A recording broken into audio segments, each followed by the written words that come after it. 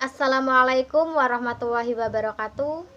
Yang terhormat Ibu Dian Rifiyati, MSI, selaku dosen pengampu mata kuliah ilmu pendidikan, serta teman-teman mahasiswa kelas ilmu pendidikan C yang semoga selalu dalam keadaan sehat walafiat. Perkenalkan, nama saya Siti Khairiyah, NIM 2120322, yang mana pada kesempatan kali ini akan menjelaskan materi tentang sistem pendidikan nasional, di mana materi tersebut sangat sulit dipelajari dan dipahami karena saking banyaknya teori-teori tentang pendidikan nasional ini. Dari mulai pengertian sistem, pengertian pendidikan, sistem pendidikan, pendidikan nasional, sampai sistem pendidikan nasional, kelembagaan, jenjang, sampai jalur dan ke proses pendidikan itu sendiri, kita terkadang masih sulit memahami bagaimana sebenarnya proses dari alur sistem pendidikan nasional tersebut. Dan alhamdulillah pada kesempatan kali ini saya berkesempatan untuk menjelaskan materi sistem pendidikan nasional secara praktis menurut versi saya sendiri. Berikut videonya, mari kita simak.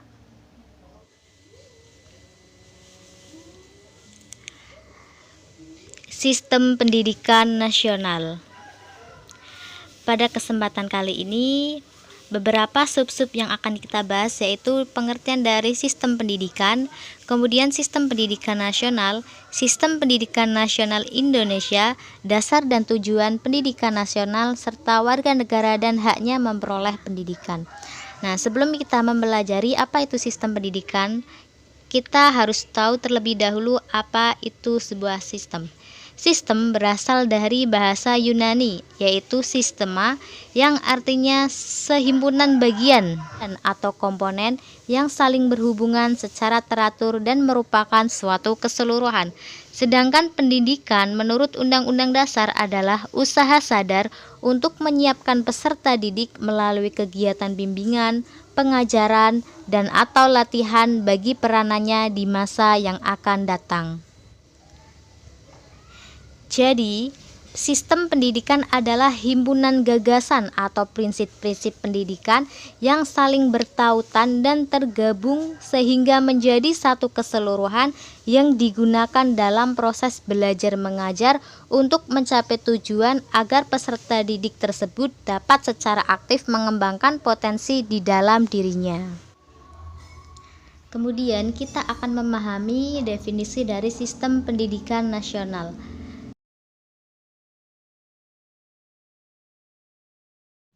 Setelah kita mengetahui apa itu sistem pendidikan, maka kita juga harus mengetahui apa itu pendidikan nasional.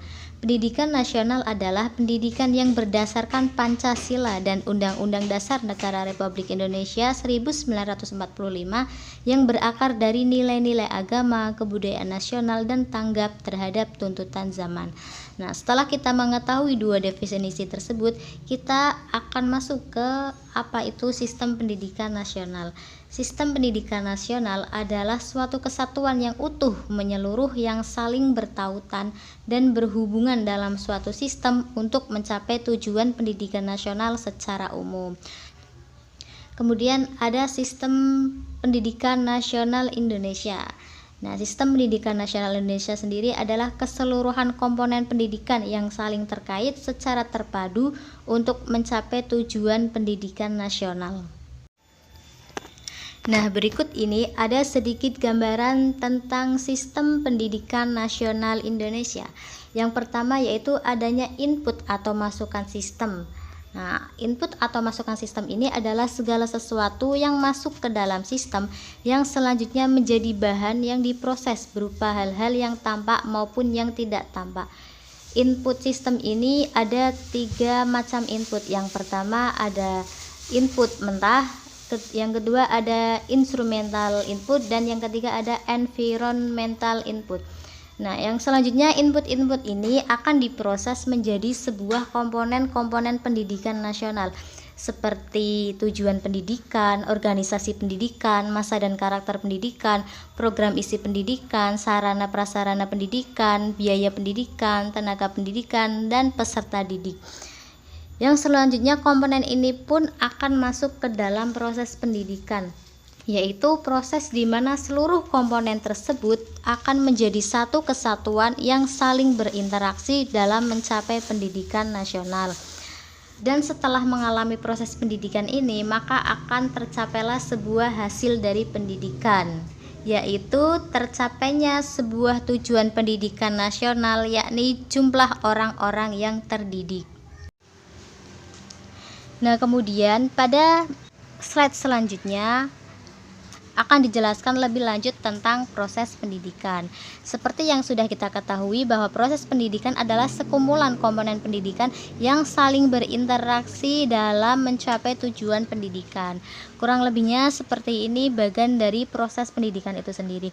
Di sini ada dasar pendidikan, peserta didik, dan tujuan pendidikan, di mana 3 komponen ini termasuk dari komponen yang berasal dari masukan mentah, yang kemudian selama proses pendidikan ini akan mendapat masukan dari instrumen input, yang mana memungkinkan terjadinya pemrosesan dari input mentahan ke hasil pendidikan atau kelulusan. Nah, di antara komponen tadi yaitu ada pendidik dan non-pendidik, ada anggaran, kurikulum, administrasi, sarana dan prasarana, dan lain-lain. Kemudian selain itu, selama proses pendidikan juga akan dipengaruhi oleh masukan environmental, yaitu pengaruh dari luar yang secara langsung atau tidak langsung memengaruhi proses pendidikan tersebut, seperti dari lingkungan yakni politik, sosial budaya, keamanan, agama, ekonomi, alam, dan lain-lain. Nah, setelah semua ini saling berinteraksi, maka akan tercapailah sebuah hasil dari proses pendidikan, yakni dengan adanya lulusan. Namun perlu disadari bahwa hasil dari proses pendidikan ini tidak selamanya sesuai dengan yang kita inginkan. Bahkan terdapat beberapa kegagalan dari proses pendidikan tersebut, seperti dengan adanya putus sekolah atau adanya lulusan yang tidak sesuai dengan yang kita inginkan. Nah, setelah kita mengetahui tadi bagaimana proses pendidikan dan bagaimana sistem pendidikan nasional itu, selanjutnya kita akan mempelajari tentang dasar dan tujuan pendidikan nasional. Nah, dasar dari tujuan pendidikan nasional itu sendiri adalah berdasarkan Pancasila dan Undang-Undang Dasar 1945. Ya, ini dilihat dari Sisdiknas nomor 20 tahun 2003. Kemudian ada tujuan pendidikan nasional adalah mengembangkan potensi peserta didik agar menjadi manusia yang beriman dan bertakwa kepada Tuhan Yang Maha Esa, berakhlak mulia, sehat, berilmu, cakap, kreatif, mandiri, dan menjadi warga negara yang demokratis dan bertanggung jawab. Selanjutnya ada warga negara dan hak memperoleh pendidikan. Nah, di dalam Undang-Undang Dasar 1945 pasal 31 ayat 1 berbunyi setiap warga negara berhak mendapatkan pendidikan. Nah, warga negara ini sendiri merupakan seorang atau individu yang tinggal dan menjadi bagian dari suatu masyarakat di wilayah tertentu. Karena ini ranahnya berada di Indonesia, maka yang disebut warga negara di sini adalah warga negara Indonesia. Nah, sebagai warga negara Indonesia, kita berhak memperoleh pendidikan pada tahap manapun dan perjalanan hidupnya, maupun pendidikan seumur hidup. Meskipun sebagai anggota masyarakat, kita tidak diharapkan untuk terus-menerus belajar tanpa mengabdikan kemampuan yang diperoleh untuk kepentingan masyarakat. Pendidikan ini dapat diperoleh baik melalui jalur pendidikan sekolah maupun jalur pendidikan luar sekolah. Jadi secara tidak langsung kita itu selalu belajar sampai seumur hidup kita, bahkan di saat kita sudah tua pun kita masih belajar dengan lingkungan, misalnya dengan situasi masyarakat, kita belajar dari mereka semua. Selanjutnya ada sedikit ringkasan tentang sistem pendidikan nasional. Sistem pendidikan nasional ini dibagi menjadi 2 bagian. Yang pertama ada kelembagaan program dan pengelolaan pendidikan. Yang kedua ada upaya pengembangan pendidikan nasional. Nah, kelembagaan ini seperti bisa dilihat dibagi menjadi beberapa bagian.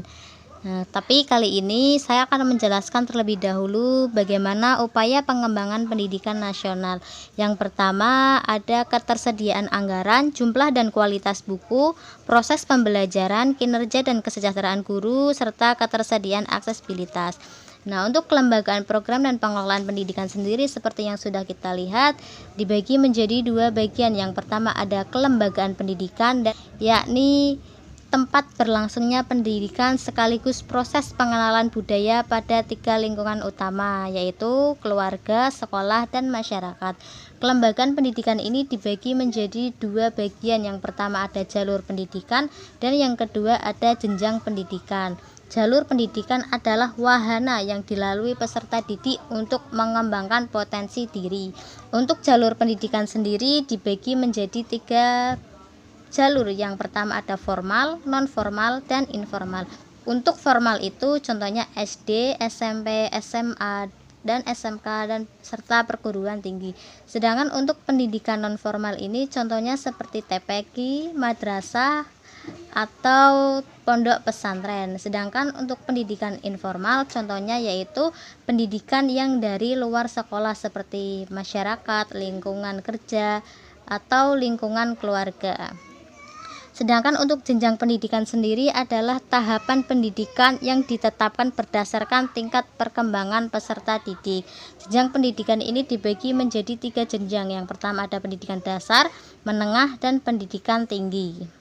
Kemudian yang kedua ada program dan pengelolaan pendidikan.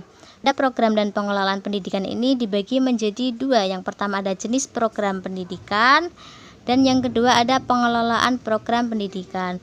Untuk jenis program pendidikan yaitu kelompok yang didasarkan pada kekhususan tujuan pendidikan pada satuan pendidikan.